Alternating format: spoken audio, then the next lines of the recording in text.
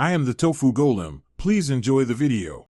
You begin by confirming the barrel style and getting the right replacement. This matters because sizes and cam positions differ. Once done, insert the original key and rotate it about 10 degrees to line up the cam. This releases the barrel. Now remove the strike plate and unscrew the lock faceplate with a screwdriver so you can reach the retaining clip or screw. Make sure to keep screws in a small tray and work steadily so parts don't fall into the door. You'll now remove the retaining clip or internal screw holding the barrel, use a clip tool or fine screwdriver, and pull the cylinder straight out while maintaining key rotation. After extraction, measure the exposed lengths on each side and the overall barrel length in millimeters so the new unit fits flush. Also note cam style and tailpiece orientation because these affect lock operation.